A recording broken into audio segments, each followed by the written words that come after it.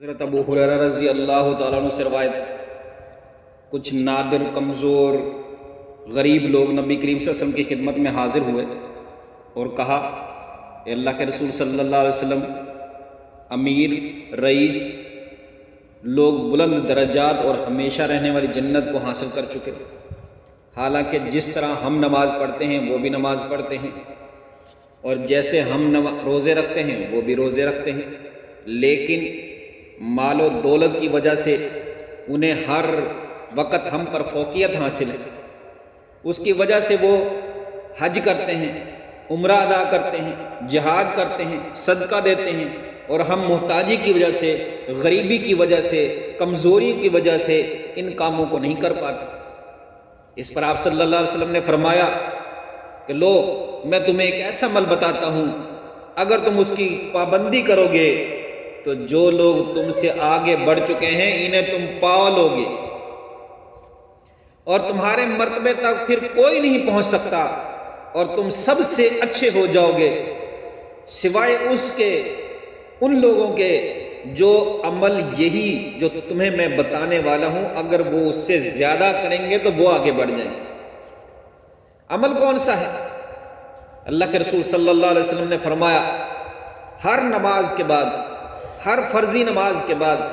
33 مرتبہ سبحان اللہ، 33 مرتبہ الحمدللہ اور 33 مرتبہ اللہ اکبر کہا کرو۔ صحابہ کرام فرماتے ہیں پھر ہم میں اختلاف ہو گیا، کسی نے کہا کہ ہم تسبیح سبحان اللہ 33 مرتبہ، تمہید الحمدللہ 33 مرتبہ اور تکبیر اللہ اکبر 34 مرتبہ کہیں گے۔ میں نے اس پر آپ صلی اللہ علیہ وسلم سے دوبارہ معلوم کیا کہ دوبارہ پوچھا، اللہ کے نبی صلی اللہ علیہ وسلم کیا آپ نے 33 مرتبہ بتایا ہے یا اللہ اکبر کو 34 مرتبہ بتایا ہے؟ تو آپ صلی اللہ علیہ وسلم نے فرمایا، سبحان اللہ، الحمدللہ اور اللہ اکبر کہو، یہاں تک کہ ان میں سے ہر ایک کی تعداد 33 مرتبہ ہو جائے۔ تو یہ اللہ کے نبی صلی اللہ علیہ وسلم کا ایک وظیفہ ہے ان غریب، محتاج، کمزور لوگوں کے لیے جو جنت کو حاصل کرنا چاہتے ہیں، لیکن انہیں کے درجات جو ان سے ہیں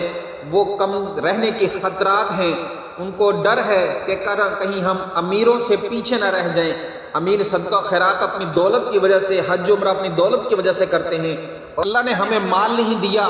جس کی بدولت ہم پیچھے رہ گئے ہیں۔ تو اللہ کے نبی صلی اللہ علیہ وسلم نے ان غریب، محتاجوں، مسکینوں کے لیے اللہ کے نبی صلی اللہ علیہ وسلم نے یہ عمل بتایا ہے کہ ہر فرضی نماز کے بعد 33 مرتبہ سبحان اللہ، 33 مرتبہ الحمدللہ، 33 مرتبہ اللہ اکبر کہہ لیا کریں۔ اور ایک اور روایت کے اندر ہے، فرمایا 33 مرتبہ سبحان اللہ، 33 مرتبہ الحمدللہ، 33 مرتبہ اللہ اکبر کہنے کے بعد 100واں جو مرتبہ ہوگا آخری، اس کو فرمایا لا الہ الا اللہ وحدہ لا شریک لہ واشہد ان محمدًا عبدہ ورسولہ پڑھو۔ اللہ پاک اس روایت کے مطابق، اللہ پاک انسان کے سمندر کے جھاگ کے برابر بھی گناہ ہوں گے، اللہ پاک ان کو بھی معاف کر دے گا، ان کو بھی اللہ معاف کر دے گا۔ اتنا بڑا عمل ہے، اور یہ کلمات بالکل آسان ہیں، جو زبان پر بالکل ہلکے ہیں، بولنے کے لحاظ سے آسان ہیں، کرنے کے لحاظ سے آسان ہیں، کہ انسان کو ٹائم نہیں لگتا، مشقت نہیں ہوتی۔ سبحان اللہ، الحمدللہ، اللہ اکبر، یہ الفاظ بہت آسان ہیں، لیکن ان کو کرنے والا اتنے بلند و مرتبہ سے آگے نکل جائے گا، اس کے درجات اتنے بلند ہو جائیں گے کہ اللہ کے نبی صلی اللہ علیہ وسلم فرماتے ہیں وہ امیروں سے بھی آگے بڑھ جائے گا۔ امیر اپنے دولت کی وجہ سے آگے جا رہے ہیں، یہ غریب محتاج صرف سبحان اللہ ہر نماز کے بعد پڑھتا ہے، چلتے پھرتے پڑھتا ہے اور اٹھتے بیٹھتے پڑھتا ہے، جب اس کو یاد آتا ہے یہ اللہ کی تسبیح، تمہید اور تکبیر اللہ کی بلند کرتا رہتا ہے۔ اللہ کے نبی صلی اللہ علیہ وسلم نے کیا فرمایا کہ اس کے جو درجات ہیں جنت کے اندر، جنت حاصل کرنے کی جو حرص ہے، فرمایا وہ امیروں سے بڑھ جائے گی، اور کوئی بھی اس کے مقابلے میں اگر اس کا عمل اس سے زیادہ کرے گا تبھی اس بندے کی جنت کے درجات میں آگے بڑھ سکے گا، ورنہ جو بندہ سب سے زیادہ یہ عمل کرے گا، اللہ کے نبی صلی اللہ علیہ وسلم فرماتے ہیں اس کے جنت کے درجات سب سے زیادہ بلند بالا ہوں، امیروں سے بھی زیادہ۔